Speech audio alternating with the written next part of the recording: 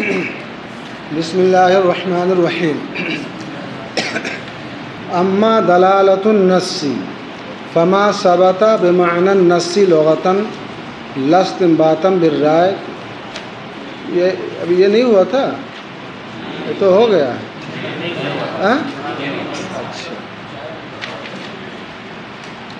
لیکن دلالۃ النص سے جو حکم ثابت ہوتا ہے فما ثبت، تو یہ ایسا حکم ہے جو نص کی عبارت سے، لفظ سے نہیں ثابت ہوتا ہے بلکہ بمعنى النص، دلالۃ النص سے ثابت ہونے والا حکم یہ نص کے معنی سے ثابت ہوتا ہے.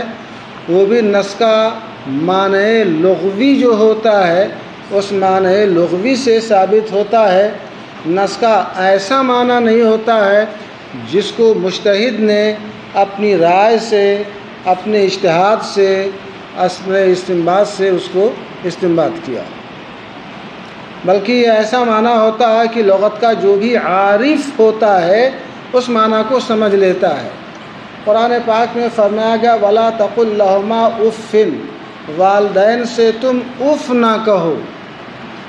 لازم ہے کہ جب اف کہنا ان کو ممنوع ہے، حرام ہے، کہ اس سے ان کو ایذا ہوتی ہے، تو ان کو مارنا، گالی دینا اور بھی اس قسم کی اذیت کا کوئی طریقہ اختیار کرنا، یہ بدرجہ اولا کیا ہوگا؟ وہ حرام ہوگا. جو بھی لغت کا عارف ہے، مجتہد نہیں ہے، سمجھ رہے ہیں، ہر لغت کا جاننے والا، اف کا ہر معنی جاننے والا یہ سمجھتا ہے کہ اس کا یہ مطلب نہیں خالی ہوں مت کہو. عربی میں اف کا لفظ کہا گیا ہے، اور یہ ہمارے محاورے میں، ہماری زبان میں اس کو ہوں وغیرہ سے یا ہاں وغیرہ سے جہاں جیسا محاورہ ہو وہ تعبیر کرتے ہیں. جب کسی کام کا انکار کرنا ہوتا کہتے ہیں جاؤ پانی لے آؤ، تو کہتے ہیں ہوں.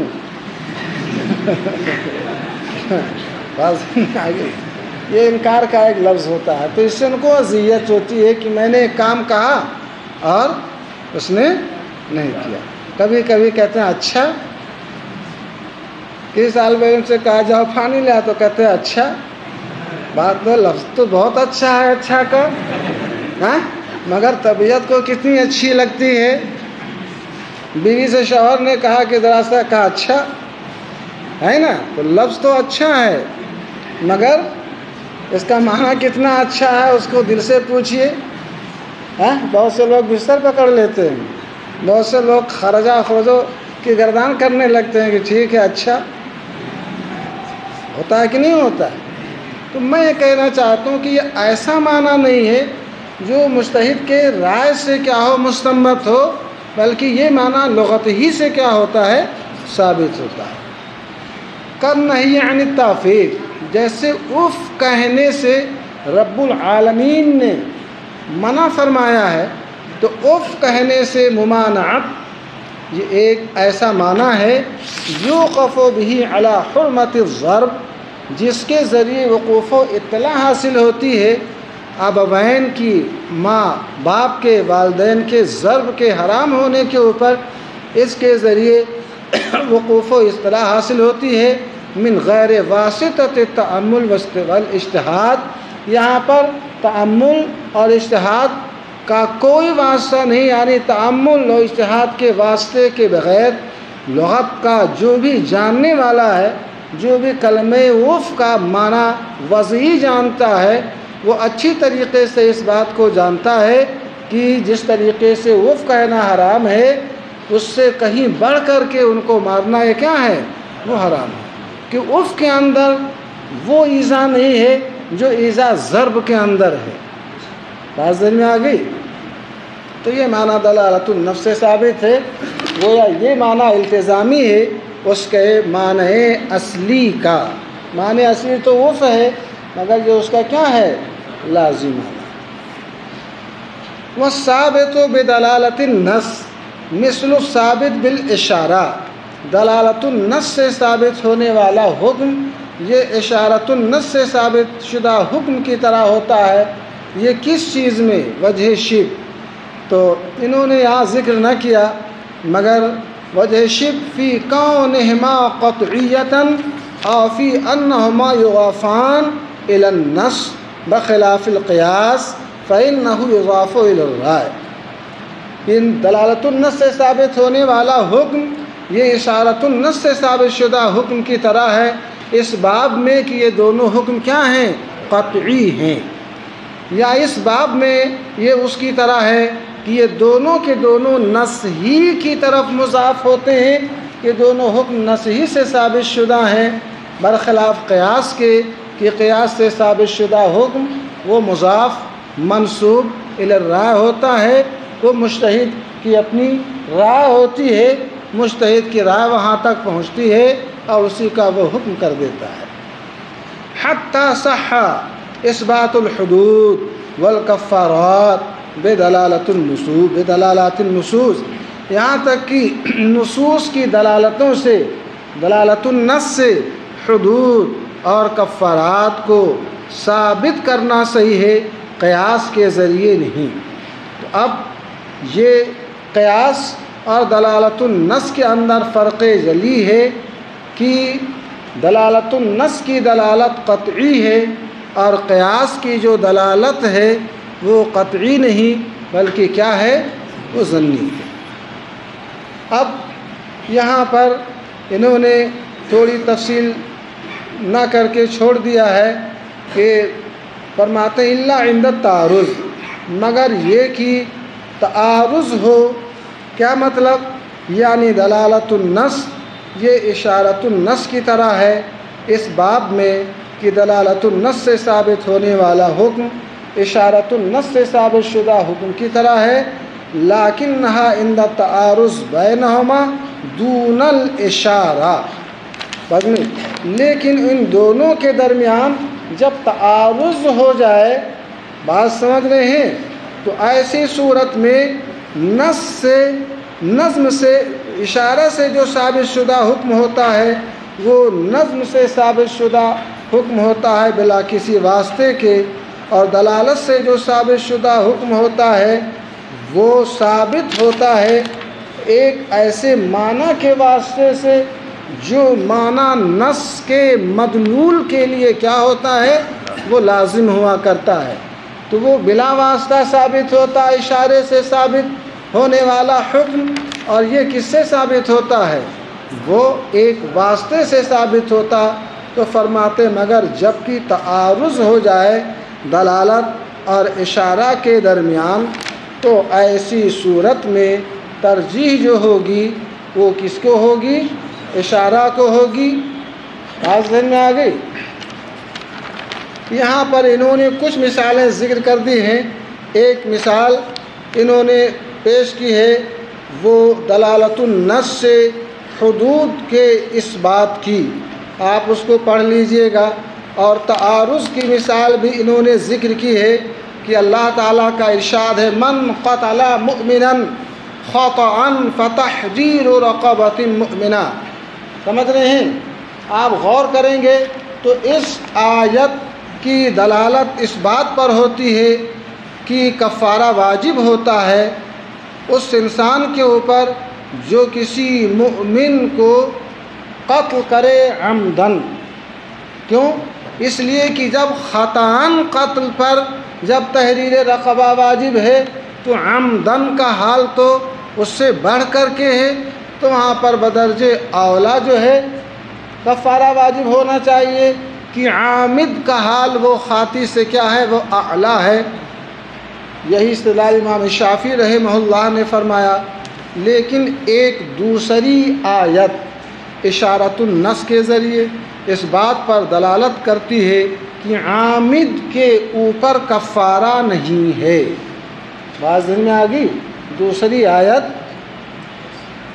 اشارۃ النص کے ذریعے اس بات پر دلالت کرتی ہے کہ عامد کا کفارہ نہیں ہے، تو اب ظاہر سی بات ہے کہ اشارۃ النص وہ دلالت النص کے اوپر راجع ہوگی۔ وہ کون سی آیت ہے جس کے اشارۃ النص سے اس بات پر دلالت ہو رہی کہ عامد پر کفارہ نہیں؟ اللہ تعالیٰ کا ارشاد وَمَن يَقْتُلْ مُؤْمِنًا مُتَعَمِّدًا فَجَزَاؤُهُ جَهَنَّمُ خَالِدًا فِيهَا، جو کسی مومن کو عمدن قتل کرے تو اس کی جزا کیا ہے؟ اس کے ٹھکانا جہنم ہے۔ کیونکہ یہ آیت اس بات پر بطور اشارہ دلالت کرتی ہے کہ اس پر کفارہ نہیں، اس کی جزا فرمایا کیا ہے؟ جزاؤہ جہنم، اس کی جزا کیا فرمایا؟ جہنم ہے۔ یہ بطور اشارہ اس بات پر دلالت کرتی ہے کہ اس پر کفارہ نہیں، اس لیے کہ جزا نام کس چیز کا ہے؟ جزا یجزی جزاءً، یہ کفا کے معنی میں ہے۔ کیا مطلب؟ یعنی اس کے لیے کیا کافی ہے؟ جہنم کافی ہے۔ جزا نام ہے کافی کا، وَهُوَ أَيْضًا كُلُّ الْمَذْكُورِ، تو اس سے بات معلوم ہو گئی کہ جہنم کے سوا اس کی کوئی جزا نہیں ہے۔ تو اب یہی ہمارا مذہب ہے، تو اس کے اوپر گویا کل کا کل جو اس نے کیا ہے جہنم اس کے لیے کیا ہے؟ وہ کفایت کرے گا۔ اس طریقے سے اب یہاں پر فرماتے ہیں اما المقتضی، اقتضاء النص، بطور اقتضاء میں نے بتایا تھا کہ منطوق یا منصوص کی تصحیح کے لیے کلام منطوق اور کلام منصوص جس کا اقتضاء کرتا ہے وہ کیا کہلاتا ہے؟ مقتضی کہلاتا ہے۔ تو فرماتے ہیں اما المقتضی فزیادۃ علی النص مقتضی، تو یہ نص کے اوپر یعنی کلام منصوص کے اوپر، کلام منطوق کے اوپر ایسی زیادتی ہے جو زیادتی ثبتا شرطن، یہ زیادتی بطور شرط کے ثابت ہوئی ہے کہ اگر یہ زیادتی نہ کی جائے تو کلام منصوص اور کلام منطوق لغو ہو جائے گا، وہ صحیح ہی نہ رہے گا۔ تو فرماتے ہیں مقتضی، یہ ایسی زیادتی ہے نص کے اوپر جو منصوص علیہ کی صحت کے لیے بشرطِ بطور شرط کے وہ ثابت ہوئی ہے کہ منصوص علیہ اس وقت صحیح ہی نہ ہوگا جب تک کہ اس زائد کی زیادتی وہاں پر نہ کی جائے۔ کیوں؟ فرماتے ہیں لما لم یستغنی عنہ، یہ لما جو ہے یہ شرط کیوں ہے؟ بطور شرط یہ زیادتی کیوں ہے؟ یہ زیادتی کی شرط کیوں رکھی گئی؟ فرماتے ہیں لما لم یستغنی عنہ، اس لیے کہ منصوص علیہ اس مزید سے، زیادت معنی میں کس کے لے لیں؟ مزید کے لے لے یا مقتضا کے لے لے کہ وہ کلام منصوص اس مقتضا سے، اس زیادت سے یا اس کلام مزید سے مستغنی نہیں ہے۔ کیا مطلب؟ یعنی گویا اس کلام منصوص کو اس مقتضا کی، اس مزید کی، اس شرط کی حاجت ہے، وہ اس کا محتاج ہے۔ کس چیز کے اندر؟ اپنی صحت کے اندر۔ فرماتے ہیں اس وجہ سے کہ وہ کلام منصوص اس شرط سے، اس مزید سے یا اس مقتضا سے مستغنی نہیں ہے۔ اب جب مستغنی نہیں ہے اور وہ زیادتی بطور شرط کے ہے اور شرط پہلے ہوتی ہے مشروط بعد میں، تو گویا کی زیادتی پہلے مانے تاکہ یہ منصوص جو مشروط ہے اس زیادتی سے وہ صحیح ہو جائے۔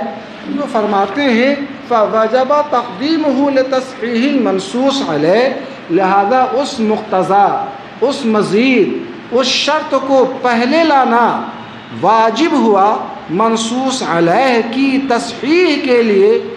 فَقَدْ اقْتَضَاهُ النَّص، فَقَدْ اقْتَضَاهُ النَّص، تو گویا نص نے منصوص علیہ کی تصحیح کے لیے اس مزید کا، اس مقتضا کا، اس شرط کا کیا کیا؟ اقتضا کیا۔ تو اب وہ مزید کیا بن گیا؟ مقتضا نہ بن گیا۔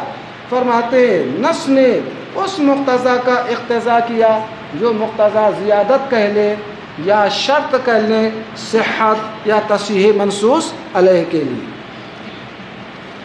اب یہاں پر فرماتے ہیں کہ فصار المقتضى بحکمہ حکما للنص.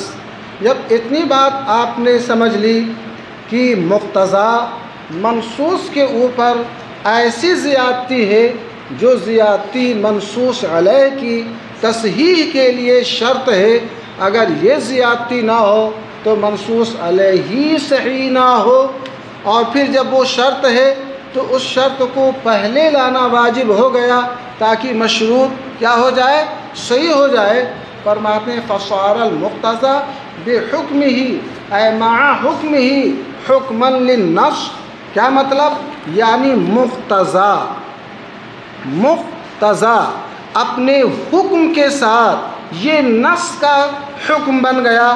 کیا مطلب؟ یعنی مقتضی کا جو حکم ہوگا مضافاً الی النص ہوگا، وہ نص کی طرف مضاف ہوگا، یعنی اس کو حکم قرآن کہا جائے گا یا اس کو حکم حدیث کہا جائے گا، یہ کہنا چاہتے ہیں. تو مقتضی اپنے حکم کے ساتھ نص کا حکم بن گیا، یعنی یہ مقتضی کا حکم نص کی طرف مضاف ہو گیا، اس لیے کہ مقتضی کا جو حکم ہے یہ حکم نص کے تابع ہے، اور یہ نص بھی کیا ہے، بلکہ یوں کہہ لیں کہ مقتضی کا کوئی مقتضی نہ ہوتا ہے. تو فرماتے ہیں کہ نص کا حکم، مقتضی کا حکم یہ تابع ہو گیا نص کے. کس کے تابع ہو گیا؟ نص کے. اور یہ تابع ہے کس کے؟ مقتضی بالکسر کے. ظاہر سے بات ہے کوئی مقتضی ہوگا تبھی نہ کوئی مقتضی ہوگا. تو یہاں تصحیح کلام گویا تصحیح منصوص علیہ یہ مقتضی بن گئی. کس چیز کا؟ اس مقتضی کا، اس مزید کا، اس زیادتی کا. تو نص جس چیز کا اقتضا کرے گی ظاہر سی بات ہے اس کی اضافت نصحی کی طرف نہ کہلائے گی، تو بھی گویا حکم نصحی کہلائے گا. اس لیے فرماتے ہیں سار المقتضی بحکمہ حکما للنص. یہ مقتضی اپنے حکم کے ساتھ نص کا حکم بن گیا، یعنی اس کا حکم وہ نصحی کی طرف مضاف ہوگا. گویا نص کے اقتضا نے اس کا اقتضا کیا تو حکم نص وہ کہلائے گا. والثابت به يعدل الثابت بدلالة النص. فرماتے ہیں اقتضاء النص سے جو حکم ثابت ہوتا ہے وہ معادل، مقارب، مساوی، مضاہی، مشابہ ہوا کرتا ہے اس حکم کے جو دلالت النص سے ثابت ہوا کرتا ہے. کس چیز میں؟ فی ایجاب الحکم القطعی، کہ جیسے دلالت النص سے حکم قطعی کا ایجاب و اثبات ہوتا ہے، ایسے مقتضی سے جو حکم ثابت ہوتا ہے وہ بھی حکم قطعی کا ایجاب اور اثبات کرتا ہے. الا عند المعارضہ، مگر تعارض کے وقت، کیونکہ تعارض کے وقت دلالت النص سے ثابت شدہ حکم یہ راجع ہوا کرتا ہے اقتضاء النص کے اوپر. اس کی مثال حضور علیہ الصلاۃ والسلام کا وہ ارشاد پاک جو قیس سے آپ نے فرمایا جب آپ نے رسول پاک صلی اللہ تعالیٰ علیہ وسلم سے حیض کے خون کے بارے میں استفتاء فرمایا کہ حیض کا خون کپڑے میں لگ جائے تو سرکار نے فرمایا اغسلیہ بالماء والسدر، کہ اس کو پانی سے اور بیر کی پتی سے دھل دیا کرو اور اس کو خرش دیا کرو. اس حدیث پاک کو ابن ماجہ اور نسائی نے روایت کیا. اب یہاں پر حضور علیہ الصلاۃ والسلام نے اغسلیہ فرمایا کہ اس کو تم دم حیض کو، خون حیض کو دھل دیا کرو. یہ بطور اقتضا اس بات کے اوپر دلالت کرتا ہے کہ غیر ماء سے نجاست کا دھونا جائز نہ ہو، کہ سرکار نے اغسلیہ بالماء نہ فرمایا کہ پانی سے اس کو تم دھل لیا کرو. کیسے بطور اقتضا؟ اس لیے کہ سرکار نے یہاں پر اغسلیہ بالماء فرمایا. غسل بالماء کا حکم یہ مقتضی ہے اس بات کی صحت کو کہ غیر ماء سے جائز نہ ہو. تو غیر ماء سے دھلنا جائز نہ ہو یہ مقتضا ہو گیا، اور اغسلی بالماء یہ نص کیا ہو گیا؟ مقتضی ہو گیا. سمجھ رہے نہیں سمجھ رہے ہیں؟ لیکن بعین ہی یہ قول دلالت النص کے ذریعے، خود یہی ارشاد پاک دلالت النص کے ذریعے، اور کیجئے گا یہی ارشاد رسول پاک بعینہ، ٹھیک یہی ارشاد رسالت دلالت النص کے ذریعے اس بات پر دلالت کرتا ہے کہ پانی کے علاوہ اور جو سیال مائع ہیں ان سے بھی نجاست کو، نجاست حقیقیہ ہو یا حکمیہ ہو، ان کو دھلنا کیا ہے، جائز ہے۔ مثلا سرکہ وغیرہ کو آپ لے لیں، اس لیے کہ نص کا معنی جس کو ہر شخص جانتا ہے وہ یہ ہے کہ اغسلیہ بالماء کا مطلب یہ ہے کہ تم اس کو ایسی چیز سے دھل دو جو چیز کیا کرے، عین کا ازالہ کر دے۔ کس کا ازالہ کر دے؟ ہاں، نجاست حقیقیہ کا ازالہ کر دے۔ یہاں پر خاص پانی کا استعمال مراد نہیں ہے، اس لیے کہ شارع کا مقصود یہاں پر اصل کیا ہے، وہ عین زائل ہو جائے۔ تو جن جن چیزوں سے عین کا ازالہ ہو جائے گا وہ چیزیں کیا کہلائیں گی، مطہر کہلائیں گی۔ یہاں پر یہ مقصود نہیں ہے کہ صرف پانی ہی سے دھویا جائے۔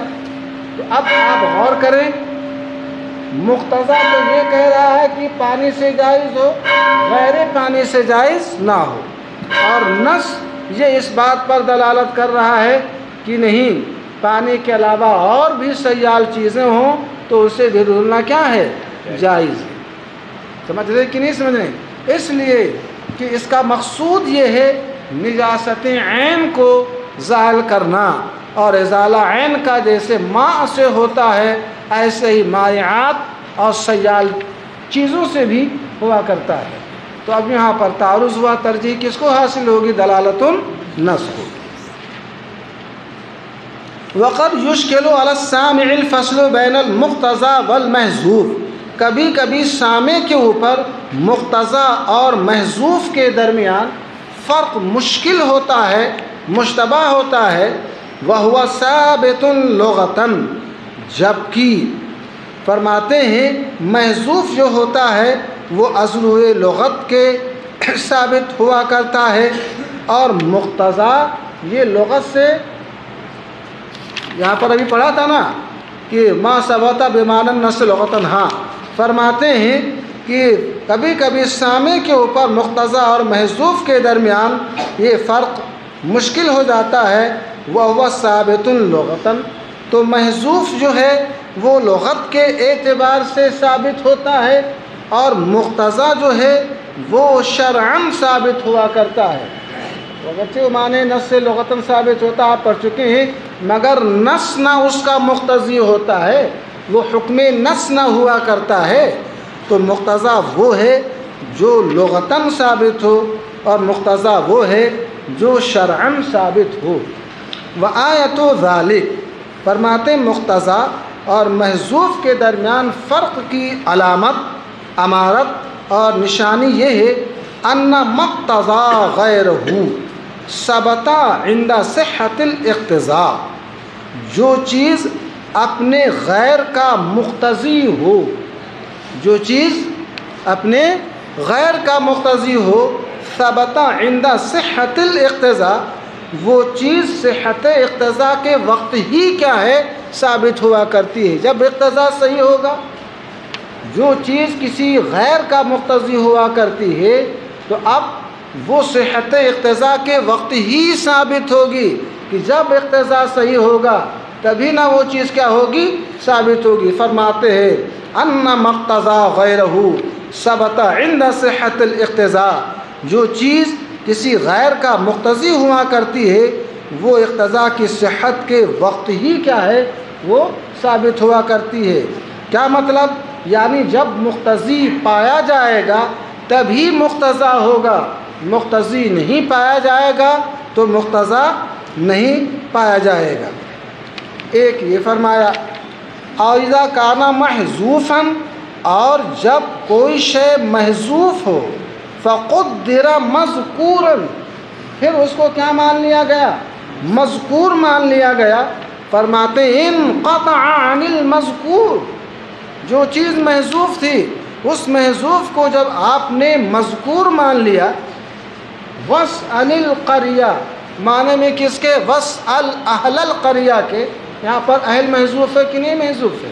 آپ غور کریں، یہاں پر وہ اہل جو محذوف ہے، جب اس کو آپ نے مذکور مان لیا اور یہ کہہ دیا وَاسْأَلْ أَهْلَ الْقَرْيَةَ، تو اب حکم کا تعلق جو ہے اب وہ منصرف ہو گیا، متحول ہو گیا، منتقل ہو گیا کس کی طرف؟ اہل قریہ کی طرف، اور حکم کا تعلق محل یعنی قریہ سے منقطع ہو گیا کہ نہیں منقطع ہو گیا؟ اب وہ باقی رہا، اس کا ثبوت رہا۔ تو فرماتے ہیں اور محذوف کا حال یہ ہے کہ جب وہ محذوف ہو اور محذوف ہونے کے بعد اس کو مذکور مان لیا جائے تو انقطع عن المذکور، کیا مطلب؟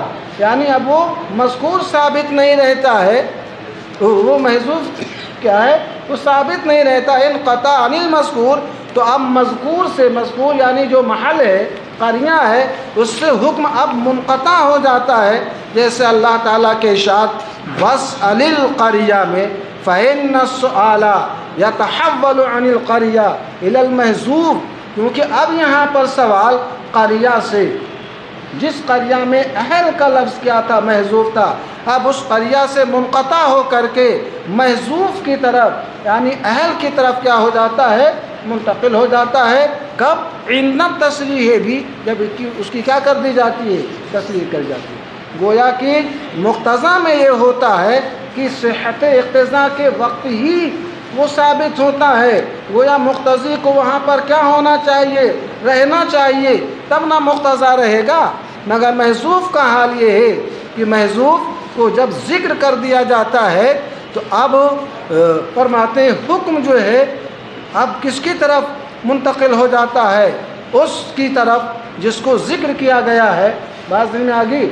اور مذکور سے یعنی قریہ جو مذکور تھا اس کے حکم کیا ہو گیا؟ منتقل ہو گیا کسی اور شے کی طرف۔